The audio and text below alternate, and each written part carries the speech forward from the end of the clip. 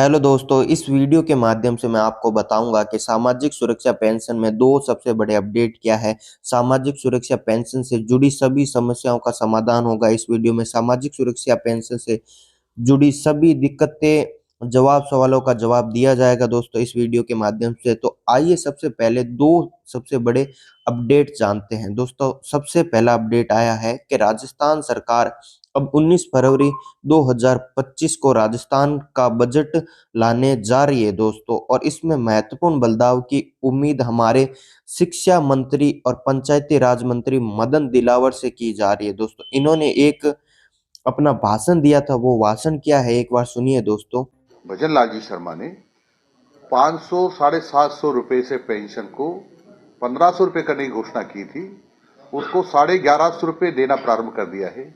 आने वाले 1.5 साल के अंदर यही सामाजिक सुरक्षा की पेंशन 1500 रुपए हो जाएगी। दोस्तों, जैसा कि आपने मंत्री जी का भाषण सुना, उन्होंने कहा पेंशन को 1150 रुपए से बढ़ाकर 1500 रुपए कर दिया जाएगा 1.5 साल के अंदर। तो दोस्तों, इसके बारे में आपको बताता हूँ। पेंशन राशि इन्होंने कहा है कि 1500 रुपए बढ़ेगी। आखिर ये कब बढ़ेगी, तो मैं आपको बताता हूँ। राजस्थान का बजट आने वाला है 19 फरवरी को 2025 के अंदर। तो बजट 2025 एंड 26 के अंदर पेंशन में बड़े बदलाव देखने को मिल सकते हैं। साथ ही साथ एक अपडेट मैं आपको और बताता हूं कि इसके अतिरिक्त राज्य सरकार ने सामाजिक सुरक्षा पेंशन में हर साल 15% बढ़ाने का प्रावधान किया है दोस्तों। मैं आपको बताता हूं, आपकी पेंशन पहले 1,000 रुपए थी, तो उसको बढ़ाकर यानी 15% बढ़ाया तो 1150 रुपए हो गई थी। यदि इस साल पेंशन बढ़ती है तो लगभग 1300 रुपए हो जाएगी दोस्तों, यदि 15% सरकार बढ़ाती है। और मंत्री जी के हिसाब से जाए तो पेंशन 1500 रुपए होने वाली है दोस्तों। और तीसरा सबसे बड़ा अपडेट बताता हूं मैं आपको। हालांकि पेंशन सत्यापन की प्रक्रिया में अभी भी कई चुनौतियां बनी हुई है। सामाजिक न्याय एवं आधारिकता विभाग ने सत्यापन की तिथि 3 बार बढ़ाई, फिर भी लगभग 17 लाख लाभार्थियों का सत्यापन अभी भी निलंबित है दोस्तों।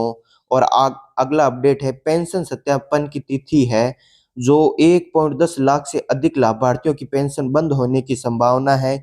यदि दोस्तों, मैं आपको बताता हूं, यदि ये लाभार्थी फरवरी माह तक अपना सत्यापन नहीं कराते हैं तो दोस्तों इनकी पेंशन बंद होने के पूरे पूरे चांस है दोस्तों। इस वीडियो में पेंशन से जुड़े सभी जवाब जानते हैं। पहला सवाल है दोस्तों, यदि आधार, जन आधार और पेंशन पोर्टल पर जन्म तिथि अलग अलग हो तो क्या करें? जवाब, इस प्रकार के केस में जन आधार की केवाईसी कराने के बाद आधार की जन्म तिथि जन आधार डाटा में अपडेट हो जाती है, और इसके पश्चात पेंशन द्वारा वार्षिक सत्यापन कराने पर पेंशन पोर्टल पर जन्म दिनांक अपडेट हो जाएगी। दूसरा सवाल क्या है, जन आधार और पेंशन पोर्टल पर लिंक गलत है तो क्या करें?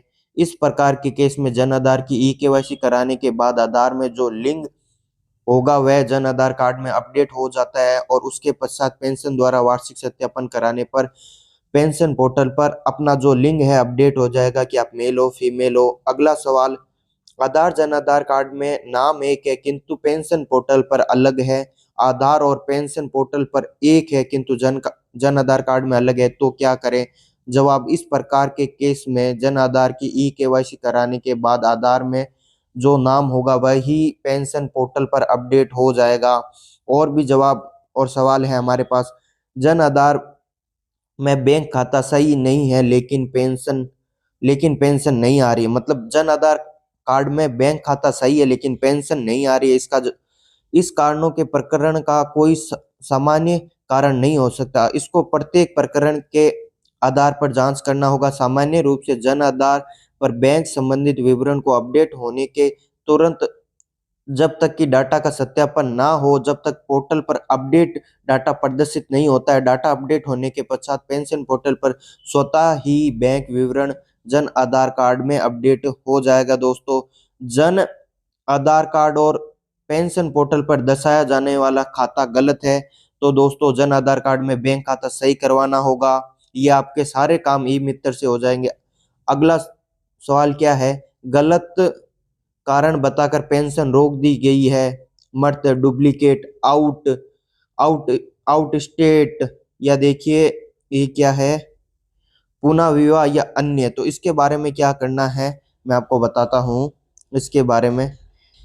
ये देखिए, ये सबसे ज्यादा रीजन आता है। जवाब है कि पेंशन निरस्त होने के 90 दिन पश्चात यदि पेंशनर पेंशन की पात्रता रखते हैं तो वे संबंधित स्वीकृति अधिकारी द्वारा ऐसे प्रकरणों को रिव्यू या रीओपन किया जा सकता है। इसके पश्चात पेंशन का बायोमेट्रिक सत्यापन होना आवश्यक है। यदि किसी कारण से पेंशनर के बायोमेट्रिक प्राप्त नहीं होते तो स्वीकृत अधिकार द्वारा पेंशनर के आधार से जुड़े मोबाइल नंबर पर ओटीपी जाएगा और पेंशनर का सत्यापन किया जाएगा। यदि पेंशनर के आधार के साथ मोबाइल नंबर नहीं जुड़ा है तो ऐसी स्थिति में जो अधिकारी है द्वारा स्वयं के मोबाइल नंबर पर ओटीपी प्राप्त कर पेंशन को पुनः प्रारंभ किया जाएगा। दोस्तों, अगला सवाल, रुकी हुई पेंशन चालू होने के बाद एक एयर नहीं आया, इस प्रकार के प्रकरणों का कोई सामान्य कारण नहीं हो सकता। इस प्रत्येक प्रकरण के आधार पर जांच कराना होगा। दोस्तों, बायोमेट्रिक फेस स्कैन ऐप से सत्यापित नहीं हो रहा तो क्या करें दोस्तों?